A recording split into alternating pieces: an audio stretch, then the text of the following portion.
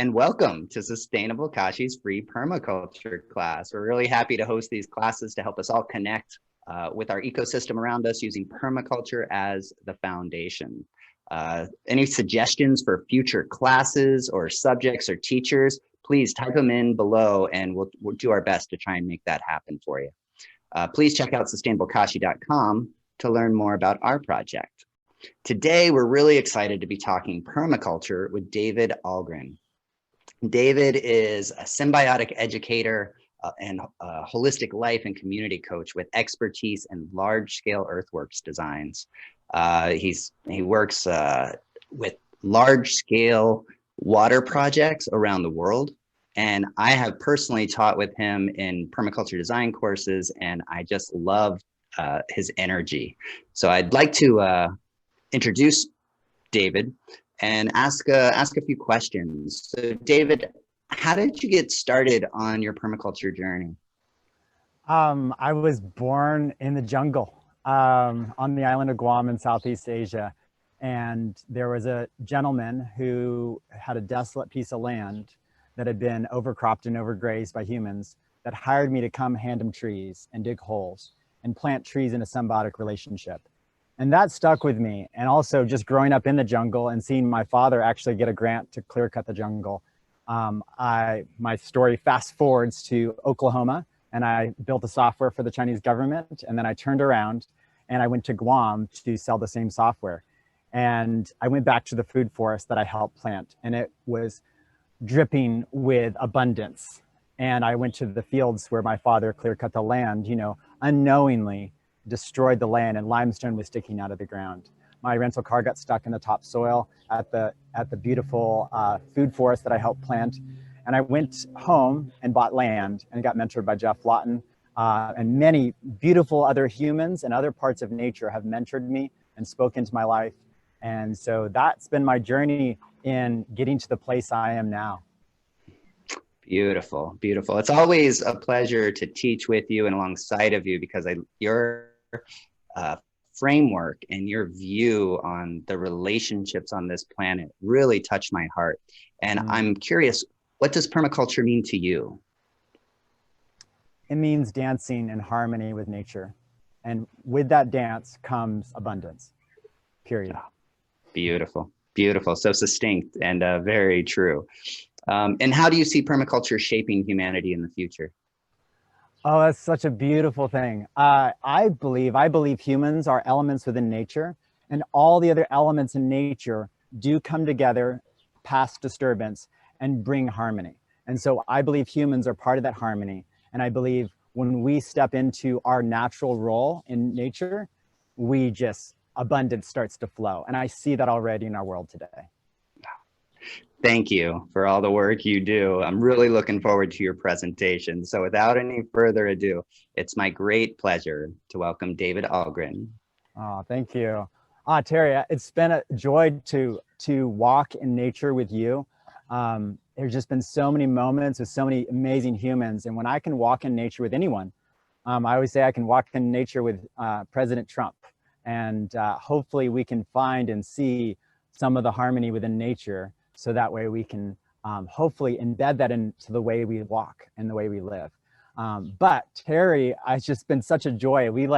Whenever we're in a circle and talking, we just dance as far as the way we see nature. And I love the way you express what you see. And I've learned a lot from you and walking in nature with you.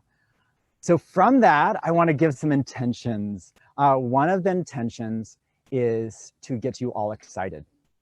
Get you all excited about the abundance that comes when we dance in harmony with nature.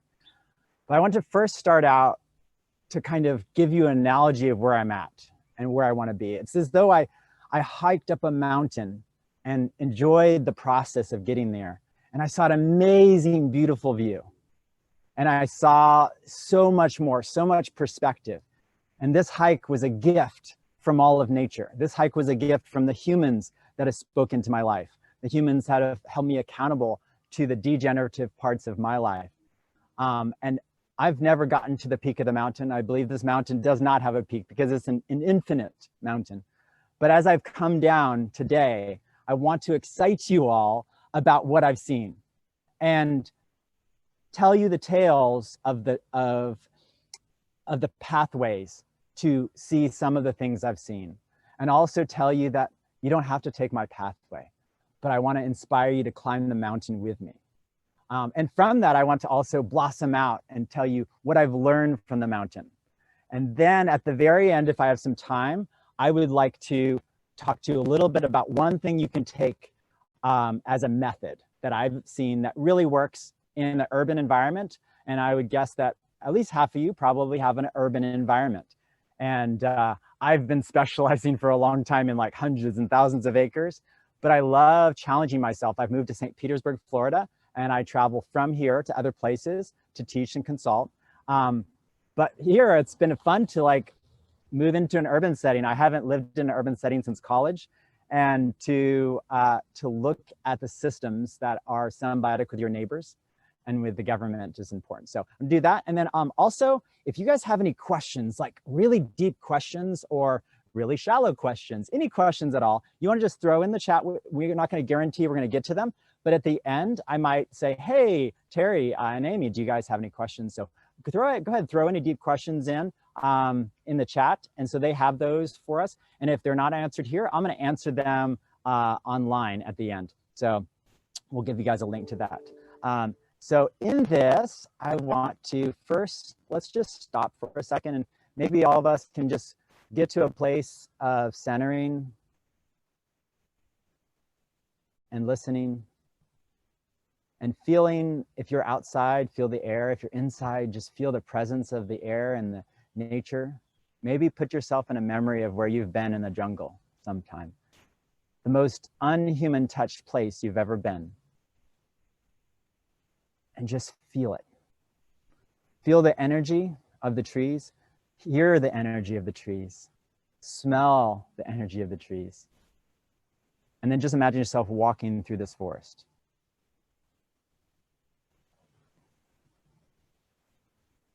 In this, I want us to also stop and realize as a society, we've come to the edge of this symbiotic forest, and we have come to the place where we've destroyed huge amounts of harmony within nature as humans. We've been a disturbance beyond a disturbance within the normal patterns of nature. We've been what I call a degenerative disturbance. And so as we soak that in, I believe it comes with a duty, a place where we each need to stop on the edge of this forest.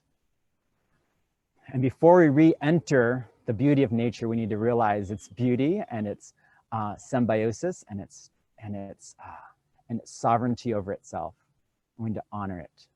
In the islands where I grew up from, there was a small little religion. You guys can open your eyes. There's a small little, more like a cultural religion, and it's called the Tatamona. And the island people, as they walked to the edge of the forest, before they entered the jungle or any part of nature, they would stop and internally ask, is this good? Is this, do I have permission to enter this? This is my intention. And it was a way within the culture that the Chamorro people found one way of embedding generation after generation a harmony, where each child, before he walked into the forest, asked the question, may I enter? And if I do enter, how may I enter? And it was this inner knowing. So I want to embed with you maybe a culture of that, an inner knowing, an inner reflection of what we have within nature. And that, I believe, sets the stage for us to talk about what happens when that happens. Within nature, nature has this tendency to have disturbances that bring abundance. And humans have been part of that. Buffalo have been part of that. Deer, ants, fungus, all of these elements start to stack and dance. What I want to share with you today is you are one of those elements, and you are sovereign over yourself. You are complete within yourself, but you have abundance when you dance with the other complete elements within nature. So let's just say, for example, we have this tree that's just sitting in the middle of a field, because maybe humans have bulldozed everything around it. This tree sits by itself alone. This tree does not have any protection from any drought because the sun beats down below. And it also doesn't have protection from the wind drying it. It also doesn't have other moisture and other things that start to stack underneath it.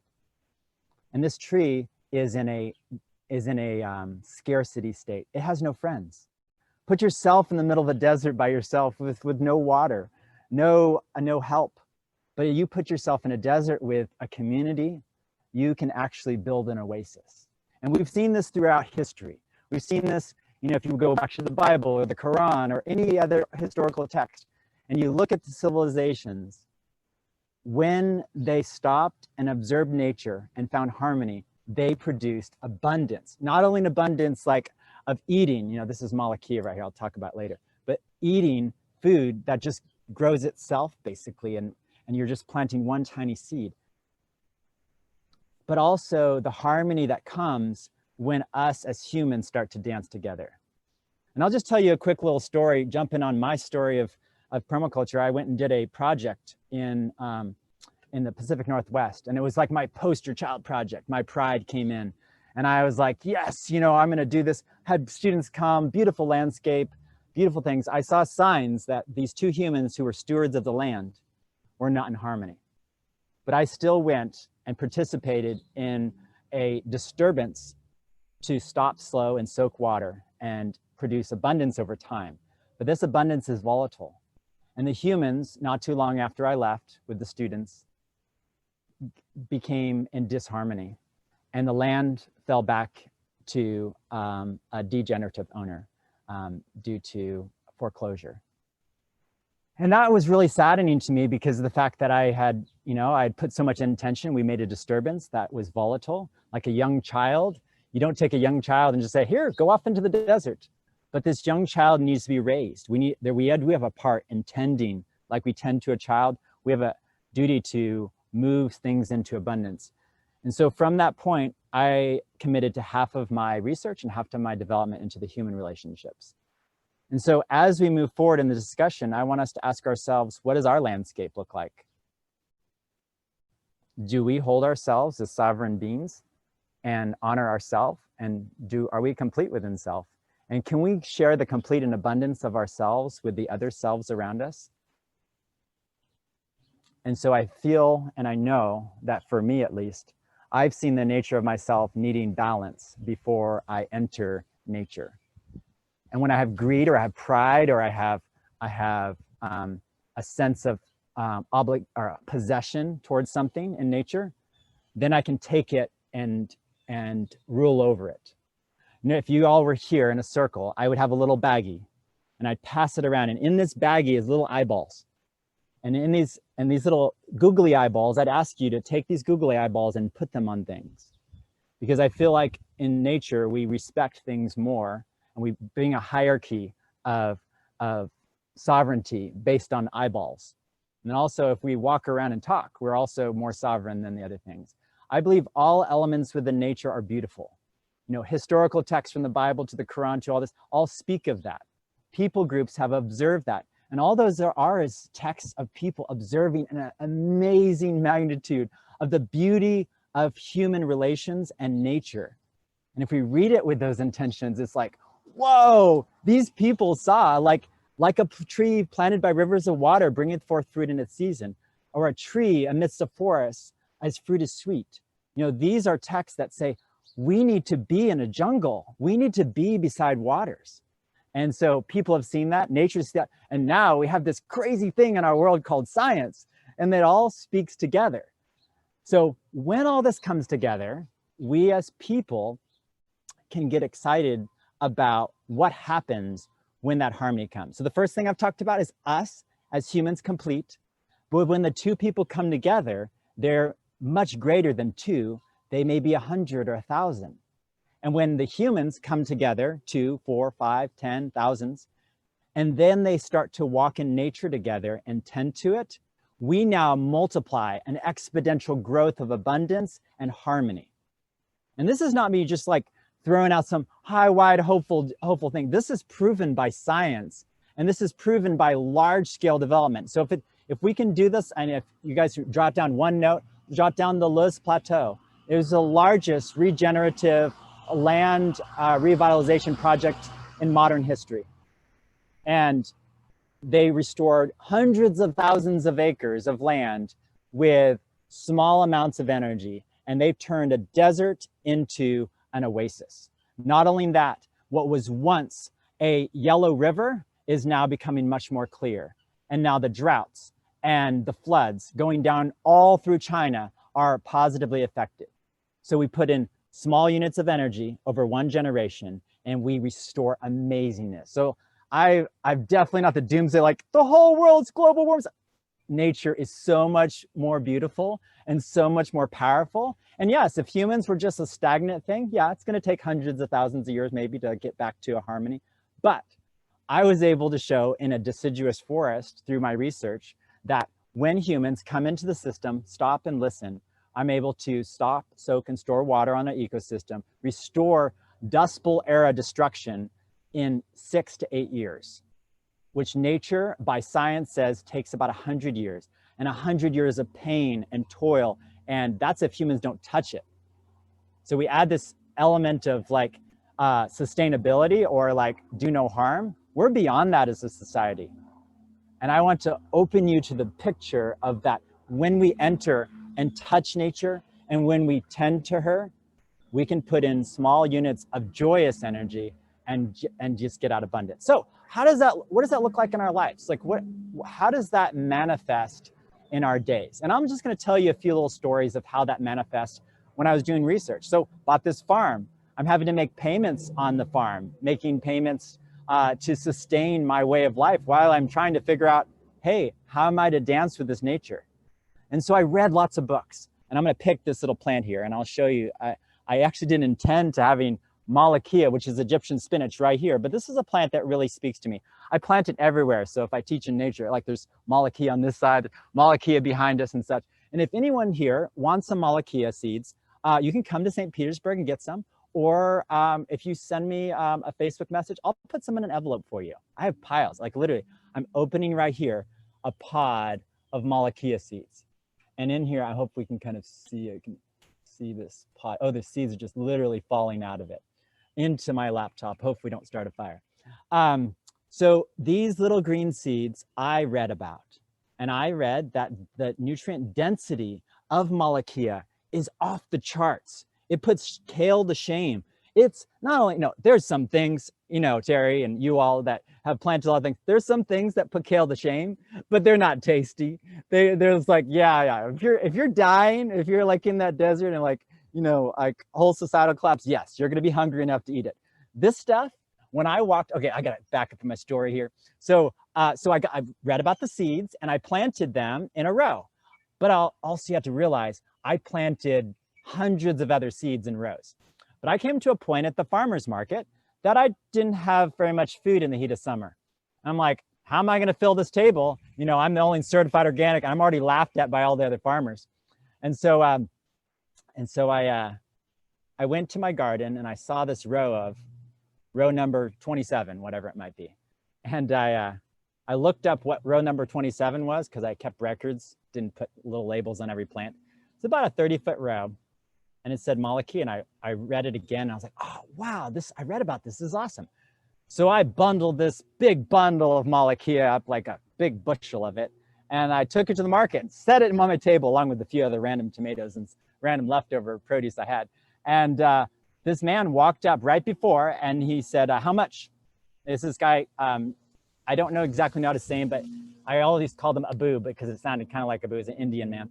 And and I said, well, it's $1 a handful. I just kind of threw that out. He said, I'll take it all. And he just like took handful after handfuls and put it in. And I did a little research and I found out it's like $3 at the market for this stuff. And it's like used in soups. Like it's like rice to Asians. Malakia is to a lot of societies.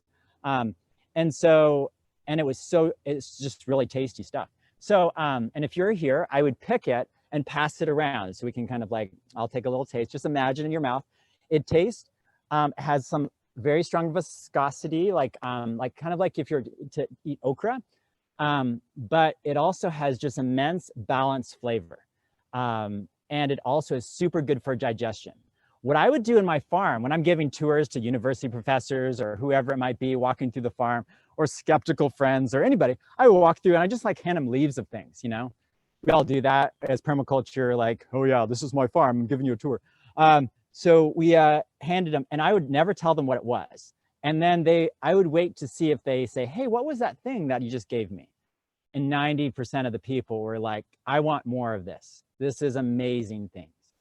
And one thing we find out is the natural state of the Malakia is to reseed itself every year. And it comes up and finds its symbiosis with the soil and the microorganisms and produces the fullness of what it means to be a Malakia. So the problem with a lot of the food we're eating today is we don't allow it to go through its full life cycle. One thing I found, and you guys can try this, I don't know if it works in Florida or not, but in Oklahoma, I was able to take turnips and just leave them in the ground. I overwintered turnips. And so after one full calendar year, these turnips greens were so much more tasty. Like people didn't like greens, like sauteed greens, just ate this like course after course after course, just couldn't get enough of it because our bodies need to dance with good food. So that would be the first element of abundance that comes when we find harmony with nature. But you know what? Nature is so much bigger than the things that we're going to find at Whole Foods or they're going to find in a farmer's market. We're only just getting like a small little sliver of the abundance that nature produces. And so why is that? Why don't we have Malakia at Walmart?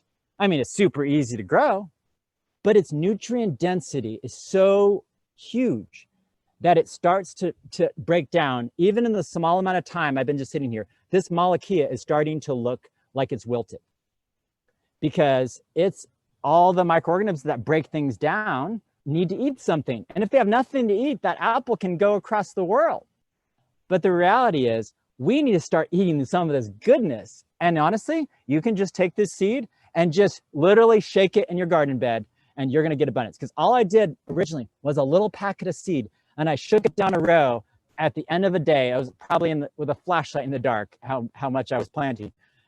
And I came out and I think I made about $4,000 off of maybe about $20 a seed. I went and bought a few pounds of the seed and I've been giving it away. I think about 3 pounds of it. I've been still giving away from the original bag because the seed is so tiny. So this tiny thing dancing with the microorganisms and healthy soil produces a food that can feed a lot of people in the heat of summer. It grows great in Florida and it's producing seed like crazy. And the little baby okras, kids like to play with them and eat them. So now we get food and toy all in one. But there's some piles of examples of this. But this is one plant that I feel like spoke to me and taught me these things. Another plant that I want to speak to is one that has relatives here. And I want to speak to it because it's actually sitting right behind me. It is the Soursop tree. I felt really connected to a Soursop. In Guam, I just always loved the taste. Roseanne probably remembers, like we would freeze the Soursop and put it into smoothies and just like the taste of it going in you is like just amazing. Well, I fell in love with the story of the pawpaws in the deciduous forest. And the pawpaw plants need community. You put them out in an orchard, they don't produce. If you put them out in an orchard and you baby them a bunch, they're gonna produce a little bit of something. But if you plant pawpaw plants in the middle of a total canopy jungle, or I always say jungle, but I always say, anytime you look up, I'm gonna put my camera up, and you can't see the sky, or it's harder to see the sky than it is to see the green, that's jungle. So I produce jungle even in Oklahoma, at least what I call jungle. And so in that, the pawpaw wants to just, when planted as a seed or as a seedling, just be there. Just grow up underneath the protection and canopy. And in the humus that's cultivated over long periods of time, in the symbiotic relationship of the fungus and bacteria in the soil, and they just sit there. And they sit there and they wait. And they're just like little plants with a few leaves. And when an ice storm comes, which literally just hit 2 days ago, a massive ice storm just hit my oak forest in Oklahoma, where I've passed the farm off to another steward who is doing an amazing job. And just as I'm talking about an ice storm splitting open the big oaks, the forest where I planted 1,000 pawpaw trees 5 years ago has opened up with an ice storm. And now this natural disturbance will give some places for pawpaw patches to rise within the forest and produce abundant fruit. Now, one thing we have to realize also is because we haven't been eating really good food and probably had toxic relationships in our world, we have faced a degeneration of the health of humans. And so from that, we have cancers. Well, we find that the bark of the pawpaw tree, and I don't know how that relates to the soursop, but I know the leaves of the soursop tree are also really good for cancer fighting. But it's been scientifically proven that when a pawpaw tree is grown in its natural environment, the bark of the pawpaw tree at a certain time in its life cycle produces amazing cancer curing properties way beyond our synthetic medicines. And so the excitement of that and planting, and I was actually talked to an herbalist, contacted me because I wrote an article about pawpaws and said, I just need pawpaw bark. I need it like now, like I want to help heal people. And I said, well, you're gonna have to wait about 10 years and then I'll get you some pawpaw bark. So I've planted some of the pawpaw bark that's hopefully gonna heal some of the pain of the degeneration our society has caused.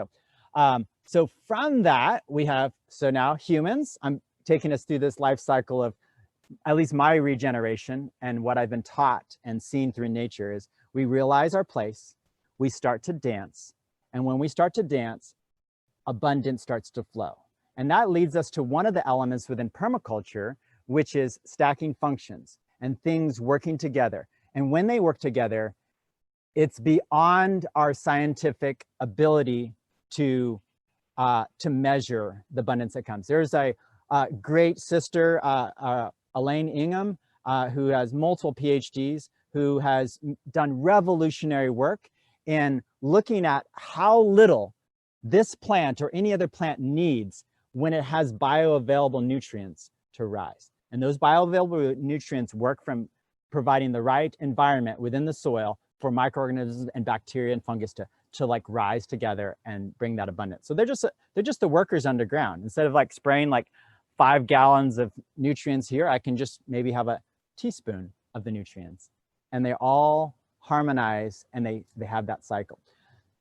I also really would love to speak to one element within our nature that we're all struggling with right now. We're all seeing, and I've been challenged by a sister of mine in Washington to speak to this. And I believe this is as important to permaculture as it is how we grow food, but how we relate as humans. And I was asked the question, David, you speak a lot about all kinds of things, human relations, but I've never heard you speak about the things our society is facing when it comes to the inequality between humans that have been disadvantaged and those who have been advantaged. So I'm going to take just a few moments to speak to that. And I believe from healing this, we as humans can start. Food's not going to be a problem. All the other things, government's not going to be a problem. So many other things that we're really struggling with, we're coming to a precipice in our society, the problem.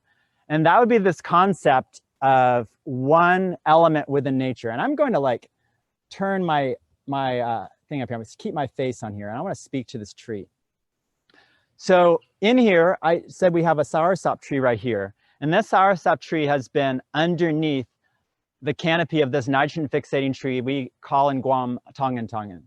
And don't ask him the questions. I'll put it somewhere on Facebook what the actual scientific name is for it. But in Guam, we call it tongan, and it's a nitrogen fixator. And if we turn the camera a little bit here, we can see I planted this the first day in Florida. I was riding down the Pinellas Trail in St. Petersburg, and I saw the seeds. And I was like, that's a nitrogen fixator. It's growing on the side of the road. We're going to use it as my top canopy. So this is an early succession. I can also send you seeds for this. I love sending seeds to people, so don't hesitate to say, hey, I want some seeds. I want Malakia and tongan. And so these tongan seeds over top, they came up so quickly. And also this pencil cactus was already here. And I also planted tongue in there. The pencil cactus was already well established and actually shaded out one of these little tongue here, which is this little guy right here. But over on this side right here is this massive tongue. And I'm gonna point down over here. You can see the base of this. This is a pretty tall. It's taller than my house now. And so as I speak to how we're relating as humans, I'm a big proponent from this pattern of nature that we as people who have been advantaged within our culture take an opportunity to coppice ourselves. What does coppicing mean? It means to just go ahead and rip and take off a piece, a top, open up the sky for the sunlight to come in and give this sun resource to the trees below. And from doing that, this nitrogen fixating tree has so much abundance that from coppicing it, from that disturbances, rise so much more growth. But from that growth, those two trees, that Soursop tree and that tongue will rise together. Eventually, that Soursop tree, I'm gonna jump out and grab a Soursop leaf and a tongue leaf to show you something.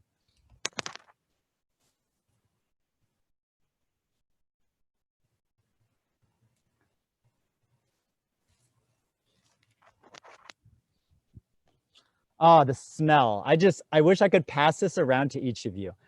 The smell of the Soursop is so beautiful. And you just stop for a second and imagine. It's just so, you can taste the fruit in the leaf.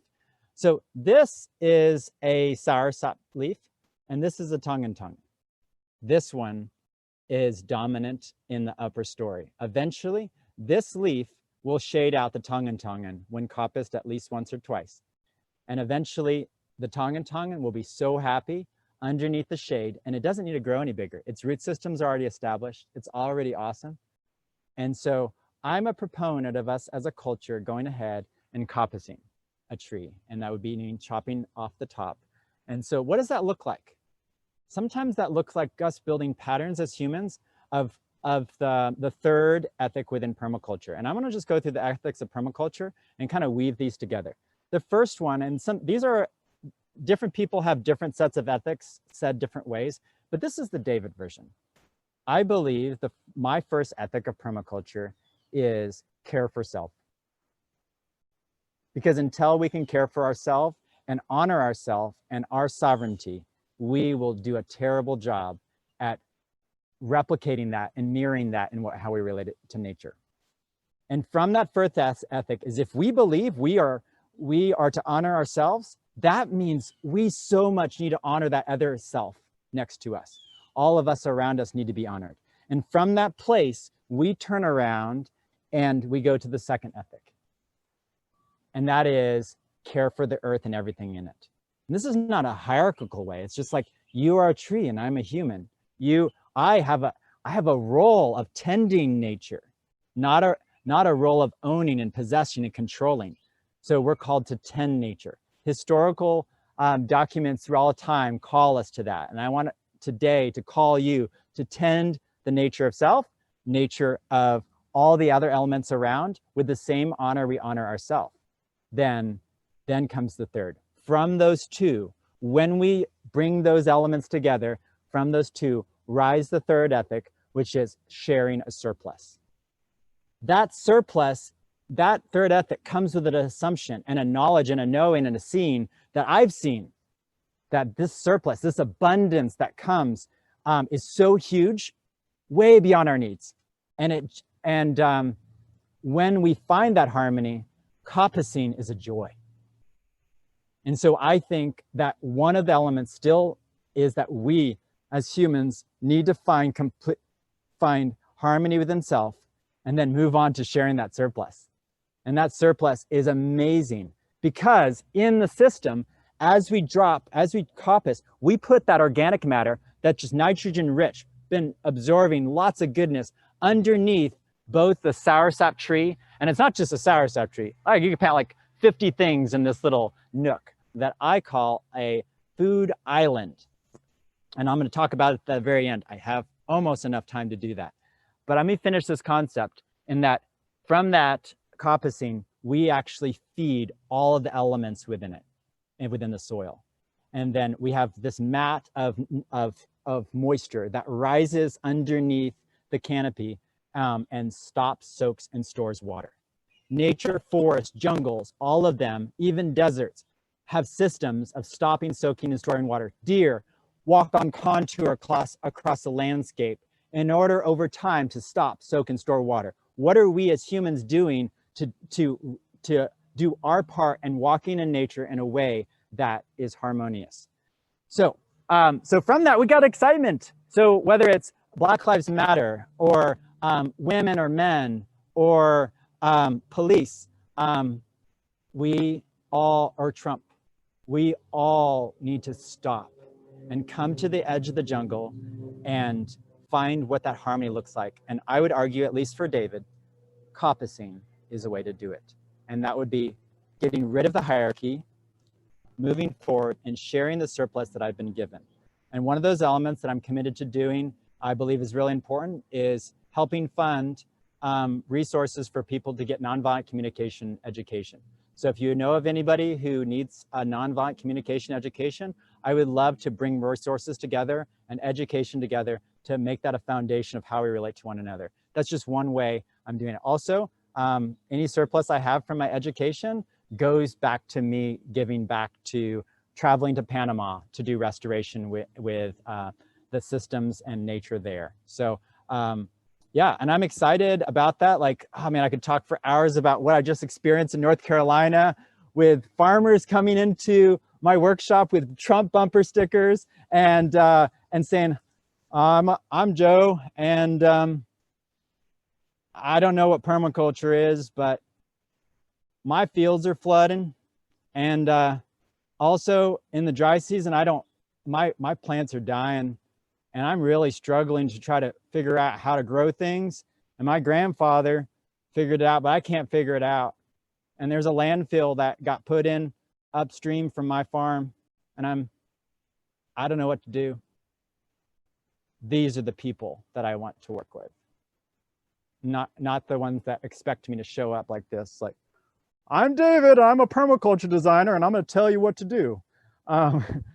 That's the idea of permaculture I think we need to walk away from and start dancing. So in that, the last thing that I want to teach you to take home, this is a take home. So not only creating islands, they can take this analogy and roll with it with humans. So use your imagination here, but we can take areas of our front yard, backyard, any place that we got some sunlight or even no sunlight, and go ahead and just plant some of the elements that all kind of come together. Some of the easy things to do is go to the store or the farmer's market or the jungle and get a papaya and eat the papaya and get the seeds. And that makes a quick canopy. You know, I have cactus apple here. I have pencil cactus here. I have my tongan, I have my soursop, and I have piles of understory. So layer things. And I don't call it a food forest because honestly, I feel like that's just like, I can't call this a forest. I call this a little island of food. So we're kind of mimicking some of the symbiosis that comes with the food forest, but I call it a food island. And we can kind of do this, make it look good. If you're ever in St. Petersburg, give me a holler and you can come over and see some of my food islands. And what's really cool is the neighbors don't notice when some of those islands start to merge and become bigger. So it's a slow way to connect with your neighbors and show them the food. I'm growing toilet paper. All my neighbors know that if things get rough, they can come pick toilet paper in my food island. And that's another thing. If you come to St. Petersburg, you can get some cuttings of my toilet paper plant. And it stays nice and green on the back of a toilet for quite a few days. So that's a food island, but just imagine doing that with humans, figuring out, hey, what humans are in harmony with me? And how can I just maybe come together with no intention other than harmony and just dance, eat some food, and share some knowledge? And if we start to create islands, food islands or human islands, those islands start to intermesh, and before long, we can take our world, and there's huge islands that become forests of humans that dance together in harmony together. And so from that, I'm excited to, if there are any questions that arose during my rant about awesomeness. Oh my goodness, there are many questions, but let me just focus on some of the easier for you to address right now. And a lot of people were curious on how to get started in permaculture. So I loved how you were tying the lines between the layers of your food island to how you would actually develop yourself and your community, and how we're all dealing with the same systems, whether we're planting a tree or building a beautiful system of community together. So for you personally, how do you suggest someone getting started in permaculture in their lives? Um, I, this is what I love this question. Go to a place untouched. You know, when we first started this class, I said, you know, just imagine yourself in this place. Go there. Go there first. You could go there first alone, and then go there with some amazing humans. Come and join community with people that walk in nature together. Andy Firk is an amazing person to walk in the jungle with. Terry, you're an amazing person to walk in the jungle with. I love walking the jungle with Trumpers too. It's just so awesome to see what they see from a different perspective. And I don't mean to like categorize things, but I really do believe that we need a diversity and we do not need to segregate. So that would be like bring people together. And I would speak, this kind of brings up a topic, and I would speak publicly that I believe if a person believes in permaculture, we should stop banishment. If someone has a view that we believe is degenerative, banishing them does more harm than good. We need to speak and love them. We need to show them. We need to walk in nature with a person that we would believe would be degenerative within our society. Bring them closer. Don't push them away. And I've seen this, and I'm just going to speak very bluntly, I've seen this in the permaculture world as of late with the Black Lives Matter world, is there's so many people being banished for not knowing. And we need to stop and love them and tell them the truth and use nonviolent communication to bring harmony. So that's off the subject, but I would say go to nature and just soak it in. And then the simple thing is hang out and get plants from people. If you walk with Terry, he'll give you a plant to take home. If you walk with me, you'll get a plant to take home. Andy Firk, you'll get a plant. Corrine Brennan is a major person. You'll leave with plants. So yeah, join with the people, and there's lots of opportunities. You can follow Terry, me, lots of people. And if you're ever in St. Petersburg, just message me and say, hey, can I come by for a few minutes? And I'll just walk you through my little tiny front yard. If you're ever in Oklahoma and I'm there, I'll walk you through a major food forest that's coming about from a Dust Bowl era. And if you're ever in the Pacific Northwest, when I'm there, join me in the abundance of dance with huge communities of permaculture people. Yeah, that's absolutely, I agree with everything you just said. I see a common misconception with permaculture as this way of just, addressing problems in the garden. Like, what do I spray on this pest to get rid of this? Or how do I plant this row of corn or whatever? And to step back and really see permaculture as a way of thinking about things really changes the whole system. At that point, you're not talking about what plant to put where, but why should we in the first place? And why should we live by those 3 ethics you were talking about earlier, which was just perfect. If we all sat in the root foundation of those ethics, how different would our life be? If we really cared about the earth and we really cared about each other and we shared the surplus like nature does, what a better world we'd live in. So I have time for one more question for you. And this is from Jillian. She asked, do you feel it is a disservice to nature? Should we clear ourselves first and show up whole before just showing up? Oh, that's a really good question. And I would say, clear yourself by being in nature. Don't segregate yourself. Jump into nature and jump into the nature. Be ready to be wrong. Be ready to be corrected. Be ready. We have something in permaculture called a feedback loop.